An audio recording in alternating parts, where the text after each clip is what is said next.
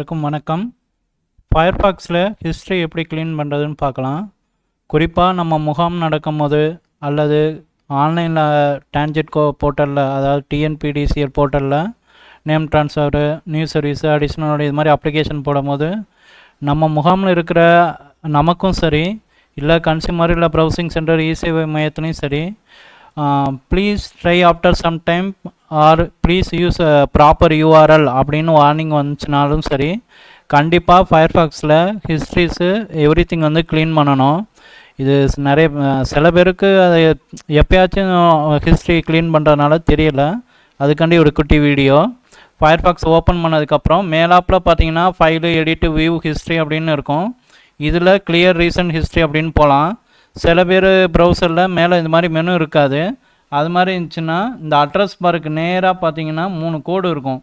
Menu open application மெனுன்னு இருக்கும். இதை click பண்ணிங்கன்னா ஹிஸ்ட்ரின்னு சொல்லிட்டு இருக்கும். இதை கிளிக் பண்ணுங்கள். கிளிக் பண்ணோம்னா கிளியர் ரீசன்ட் ஹிஸ்ட்ரின்னு இருக்கும். அந்த பட்டனை கிளிக் பண்ணணும். கிளிக் பண்ணோம்னா டிஃபால்ட்டாக இந்த இடத்துல லாஸ்ட் ஹவர்னு இருக்கும். இதை நம்ம என்ன செய்யணும், எவ்ரி திங் அப்படின்னு செலக்ட் பண்ணிவிட்டு கீழே இருக்க எல்லா செக் பாக்ஸ்லேயும் டிக்கை கொடுத்துருங்க. சைட் செட்டிங்ஸு, குக்கீஸு மெயினாக இது கண்டிப்பாக இருக்கணும். மிச்சதுலேயும் டிக்கு கொடுத்துட்டு கிளியர் கொடுத்தோம்னா ஹிஸ்ட்ரின்னா என்னென்னா, இதுக்கு முன்னாடி நம்ம என்னென்ன வெப்சைட்லாம் போனோம் அந்த லிஸ்ட்டு இருக்கும்.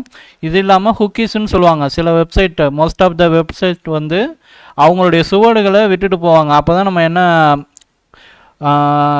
ப்ரௌசிங் பண்ணுறோன்றது அவங்களால டேட்டா கலெக்ட் பண்ண முடியுன்றனால யூஸ் பண்ணுவாங்க. இது டிஃபால்ட்டாக உள்ளதை நம்ம ஒன்றும் செய்ய முடியாது.